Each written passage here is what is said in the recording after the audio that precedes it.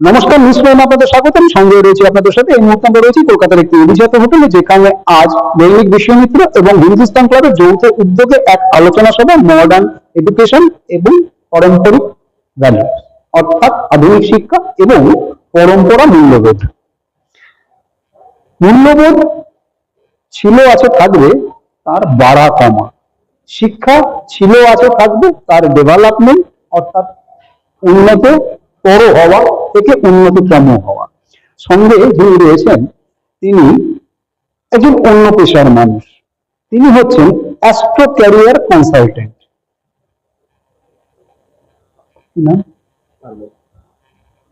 आलोक कुमार, কথা बोल लेंगे তার साथ। आलोक जी, सबसे पहले तो न्यूज प्राइम में आपका स्वागत है और न्यूज प्राइम का तरफ से आपको बंगाली हैप्पी न्यू ईयर का हार्दिक शुभकामनाएं। बहुत बहुत धन्यवाद और आपको भी, पूरे बंगाल को भी बंगाली हैप्पी न्यू ईयर की बहुत बहुत शुभकामनाएं। और ये नया वर्ष कुछ नया बदलाव लेकर बंगाल में आए, हम यही कामना करते हैं। आज ये जो यहाँ कन्वर्सेशन सेशन हुआ, मतलब आधुनिक शिक्षा और पारंपरिक मूल्यबोध, पहले कैसा था, अभी कैसा है, आपको क्या फर्क और क्या मेल नजर आता है? देखिए, आधुनिक शिक्षा हमेशा आधुनिक ही रहेगा।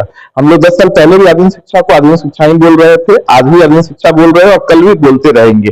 हम लोग स्टेप बाय स्टेप डेवलप कर रहे हैं। पहले 2G आया, 3G आया, हम लोग 5G की बात कर रहे हैं, अब AI की बात कर रहे हैं। अब कोई भी चीज चैट जीपीटी से पूछ लेते हैं। तो कहीं ना कहीं हम लोग आधुनिक शिक्षा में तो हमेशा रहेंगे और रहना भी चाहिए। अगर हमको तरक्की करना है तो कदम से कदम मिला के चलना है तो रहना भी चाहिए। अब हमारा इसमें आ जाता है ट्रेडिशनल, पारंपरिक मूल्य।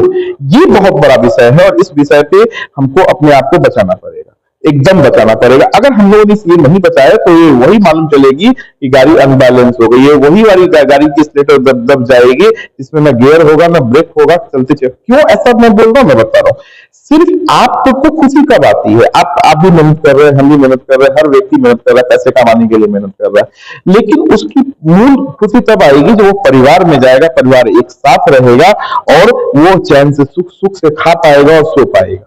और इन चीजों को बांधने की जो जो जो शिक्षा है वो हमारा ट्रेडिशन ही सिखाता है। आज 50 सभ्यता में जाइए कि कौन पत्नी कितने साल तक रहेगी, हम लोग उसको नहीं, हमको नहीं पता। आज वही चीज कुछ परसेंट हम लोग भारत में भी आ रहे हैं इसी चीज में। क्यों आ रहे हैं? क्योंकि हम अपने मूल से हटते चले जा रहे हैं।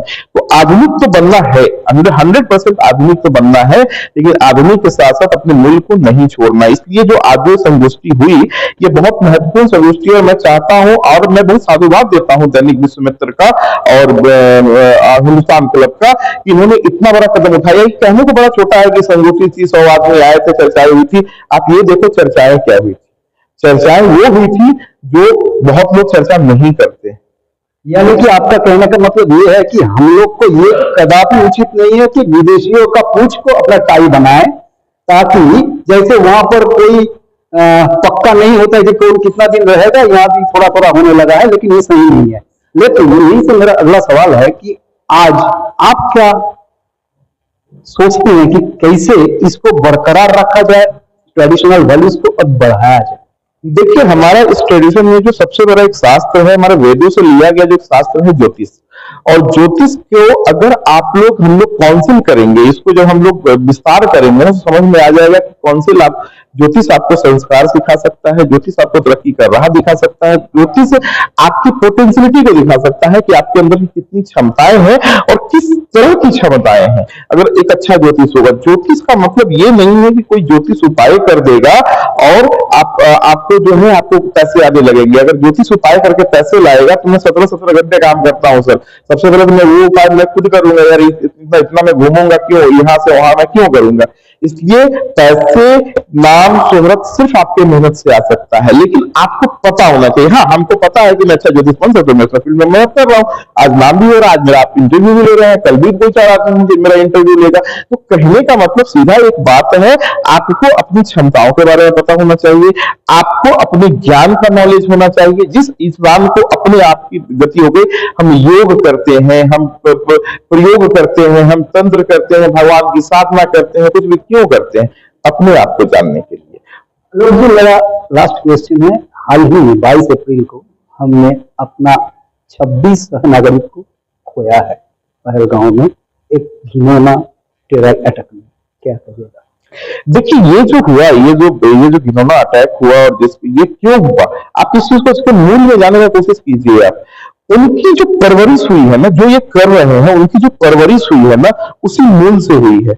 उनको ये जिहाद सिखाया जा रहा है, जो बचपन से सिखाया जा रहा है। तो उन्होंने अपनी शिक्षा, उनको बुरा ही देना था। आप 2 मिनट के लिए छोड़ दीजिए कि वो बुरा है या अच्छा है समाज के लिए, उनको जो उनको शिक्षा देना था ना वो दे रहे हैं और वो काम कर रहा है। आज उनका बच्चा जो जवान हो रहा है ना तो आपको मार रहा है, क्योंकि वो शिक्षा बचपन से दे रहे हैं। हम अपने बच्चों को अपने बचपन से शिक्षा नहीं दे रहे हैं और न देना चाहते हैं। बच्चा अमेरिका चला गया, अरे चलो यार तुम तो रात में ही खाओगे, 2 बजे ही खाओगे, क्यों शाम में, कोई बात नहीं, चलो ये तो चलता ही है। हम लोग मॉडर्न होते चले जा रहे हैं। तो इस आधुनिकता के दौर में उस बीज को मत भूलिए। आधुनिक होना बहुत जरूरी है, आधुनिक शिक्षा होना बहुत जरूरी है, नहीं तो हम कदम से कदम मिला के नहीं चल पाएंगे, विश्वगुरु नहीं बन पाएंगे।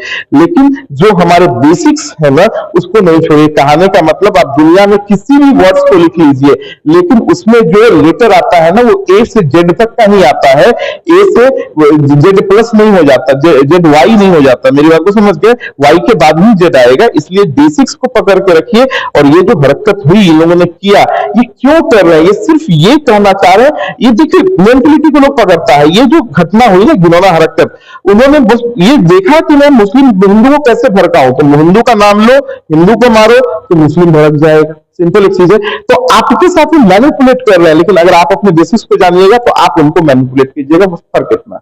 অর্থাৎ যেমনটা অলজি জানাচ্ছেন, যে বউগে বই পাওগে, মানে যেমন ভাবে আপনার ছোটবেলাটাতে আপনার নার্সিং হবে, আপনি বড় হয়ে সেই ভ্যালুসটাকে ইমপ্লিমেন্টেশন দেবেন সমাজের প্রতি। এবং এটাও সঙ্গে সঙ্গে জানাচ্ছেন যে নিজেদের বেসিক, যেটা আমাদের ভিত্তি, নিজেদের ভিত্তিটাকে, মূল্যবোধের ভিত্তিটাকে কোনোদিনই ছাড়া উচিত না। তার উপর দাঁড়িয়ে যদি শিক্ষাকে আমরা আধুনিক করতে পারি, তাহলে আমরা সঠিক সমাজ গড়তে পারবো। সঠিক সমাজ গড়তে পারলে সঠিক রাষ্ট্র গড়তে পারবো। এবং সঙ্গে এটাও জানাচ্ছেন, যদি এইভাবে আমরা এগোতে পারি তাহলে 2047-এ বিকশিত ভারত অবশ্যই হবে। ভিডিও জার্নালিস্ট নিরার সাথে নিউজ প্রাইমের জন্য সঞ্জয় সাহা, কলকাতা, হিন্দুস্তান ক্লাব।